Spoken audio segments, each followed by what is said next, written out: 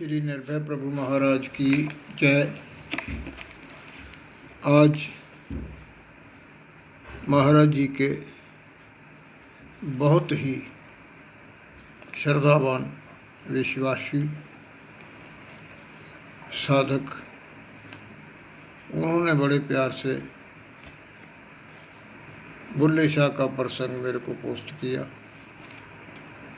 मैंने उसको आगे ग्रुप में या जो साथी जुड़े हुए हैं उनको पोस्ट किया। मेरे को अच्छा लगा, काफ़ी लोगों ने उसको पसंद किया, तो मेरे मन में एक विचार आ गया, चलो आज इसके ऊपर भी चर्चा करके देखते हैं।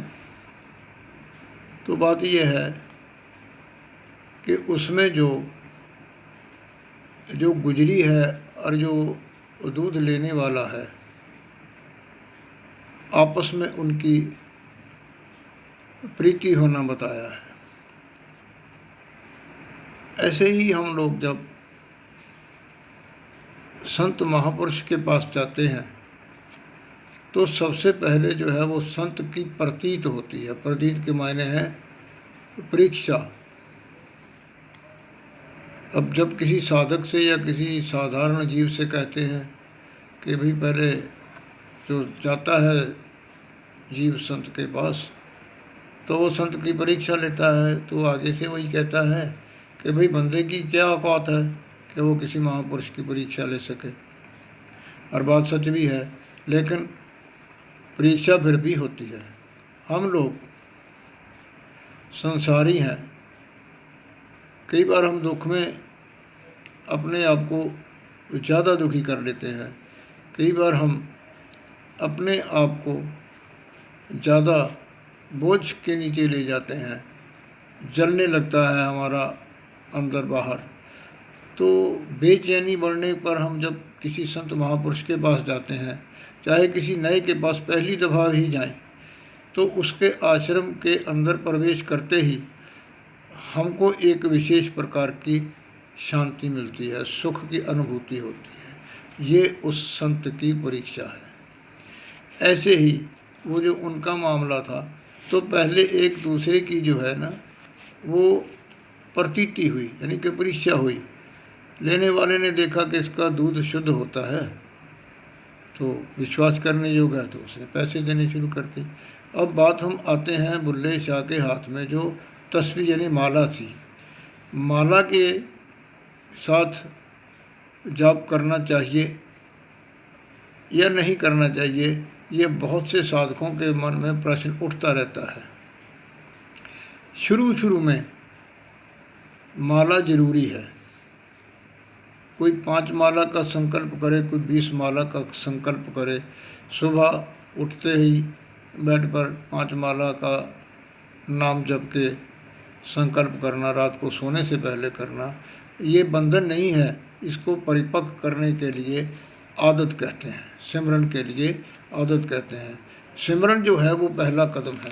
देखिए, बड़े बड़े संत महापुरुष जो हुए हैं, कबीर साहब की उनमें विशेष जगह है।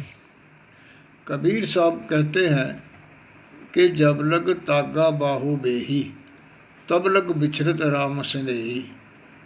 माता को कह दिया कि माता, जब ये धागा टूट जाता है तो इसको डालने के लिए नलकी में मेरे को फूंक मारनी पड़ती है। जब मैं फूंक मारता हूँ तो उतने समय जो है वो मेरा सिमरन टूटता है। यानी उन्होंने इतना सिमरन किया कि श्वासों को ही उन्होंने माला बना लिया, हाथों को ही माला बना लिया।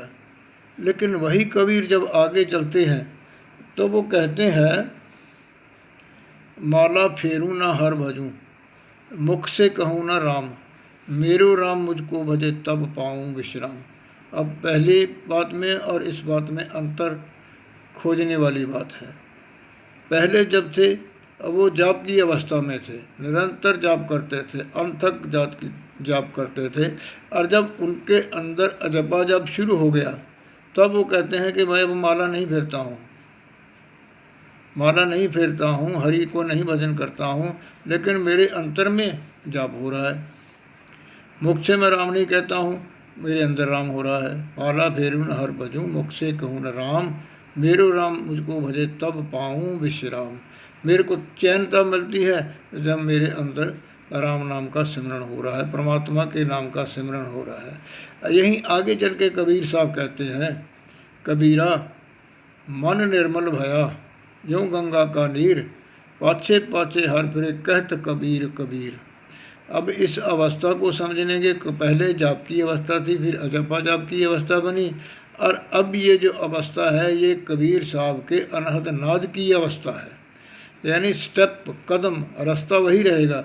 चलना हमें पड़ता है, शुरू हमको पहली सीढ़ी से ही करना पड़ता है। जब हम क्लास में जाते हैं तो ABC पढ़ाते हैं तो ए शुरू करते हैं, पंजाबी में ऊड़े से शुरू करते हैं, हिंदी में आ से शुरू करते हैं। ऐसे ही पहले कदम से ही शुरू करना पड़ता है। दूसरा है कि माला के ऊपर जाप करना, इसके क्या फ़ायदे हैं। कई बार क्या होता है कि हम लोग किसी विशेष कार्य के लिए प्रार्थना करते हैं, अपने आप को ये तो कह सकते हैं कि मैं आधा घंटा करूँगा, मैं 1 घंटा जाप करूँगा, लेकिन हम उसको कई बार पूरा नहीं कर पाते। तो उसके लिए क्या करते हैं, क्या कहा जाता है कि आपने ये संकल्प करना है।